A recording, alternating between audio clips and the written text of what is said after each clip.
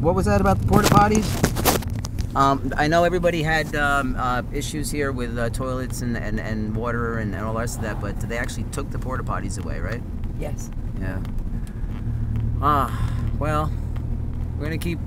Is there a porta potty company in South Florida that can help Big Pine Key? If you remember, about every mile down US 1 in the early stages of the storm, there were porta potties set all the way down. Well, you know what? They're still needed down here. They took them all away. Well, you better get them back, guys. There's a lot of people without toilets here. As Lisa was just saying, what's the deal with the kids coming home from school thing? The kids are even dirty when they get off. Speak a little louder, please. The kids are even dirty when they get off the school buses. Yeah. And not all of them, but you know. Well, the ones that are having issues with water and things like that, right? Yeah. So we need better facilities. We need people with shower trucks coming in. Bathroom facility trucks. As a matter of fact, I'm going to speak with A1 Productions, and we got a great shower facility truck. As long as we can get a water truck to keep feeding it, we'll bring that on down. And we're going to get some more stuff going on here, guys. They need to bring hands back to help people get at least drywall back on their walls, and to where they can put a stove in place they can eat. Was the National Guard helping people doing that stripping originally? They were. But they got called off.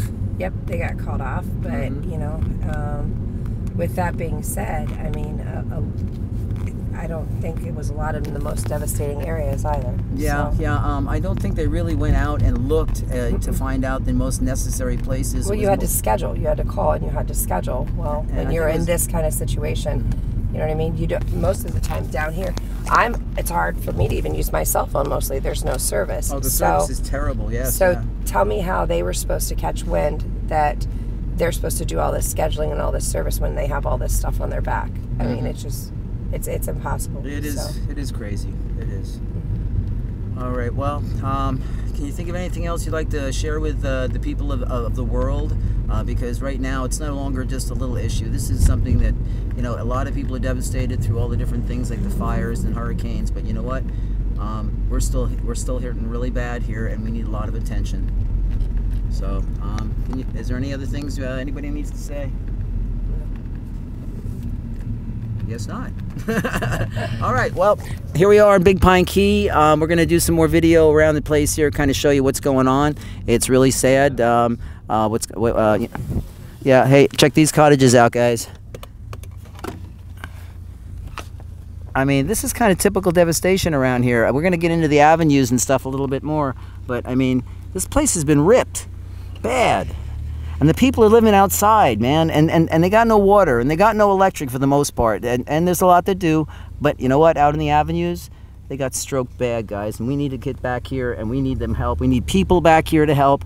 We need water, we need bathrooms, we need all kinds of things. We need more food. There's no place to cook, okay? So it's not all that good, as they say it is. So you were mentioning that the people aren't very happy with the government assistance at the moment, or what was that? What was that, Giancarlo? No, because there isn't any. There isn't any. No, there isn't any. There is no government assistance. No, there isn't any government assistance. There's nothing. They were in the Upper Keys for like a split second with a little setup. Then when mile marker 50 opened, they went and set up in Marathon. 350 tickets they gave out. Thousands of people were there, and then they were gone. Boom. Yep. They were gone, and then they were in Big Pine, and then just for a short time. And I went there and asked. Actually, I stopped by a trailer park, and I ended up getting a 83-year-old war veteran that was actually living in like a closet space. Rode it out through the hurricane, door blown off.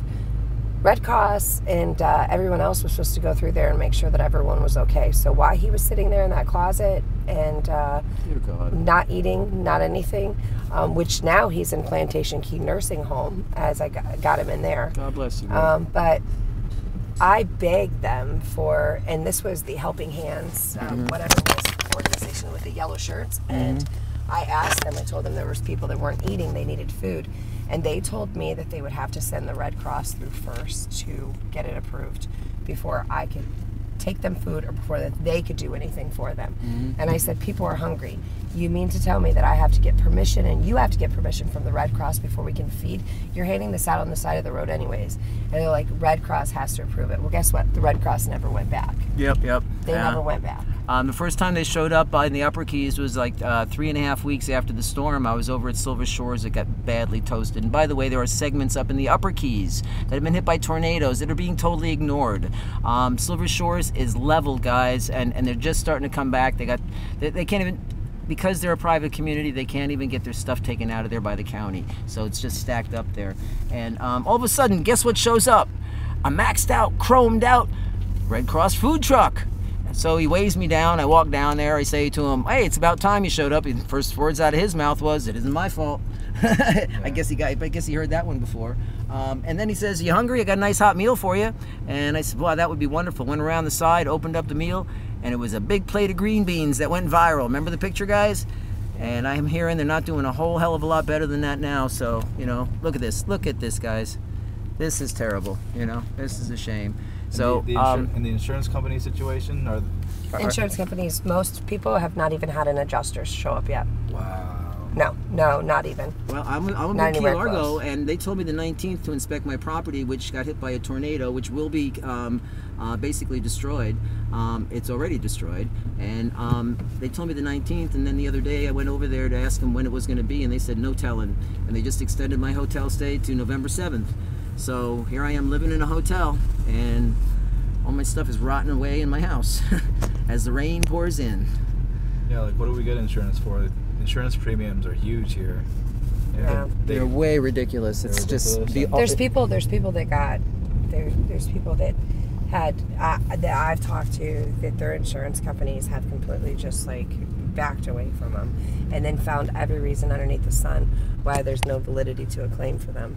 That's insane. Yeah, that was happening with Linda, a friend of mine, Linda, over in Silver Shores. Apparently, and I'm going to mention their name. I'm sorry, but it's Reagan's Insurance. Was supposed to make sure that Linda had all the different policies, wind, flood, and homeowners. And all of a sudden, she gets this whole place completely blasted on the water. And homeowners comes in. Oh, we don't cover the flood. Flood comes. She goes looking for her flood. She's not even covered by flood. And then wind wouldn't cover 90% of her damage because most of her damage was flood. So even our local businesses, our insurances that are supposed to be watching out for us and making sure we're covered properly aren't even doing it. You know. Amazing. But that's the problem. Why right now, after this weekend, there's literally going to be a crisis. It's going to be a crisis. It's going to be a housing crisis. It's going to be a food crisis. And due to the fact that FEMA didn't stick around, Red Cross didn't stick around, this was not fixed. This was not taken care of. The insurance companies didn't do what they were supposed to do.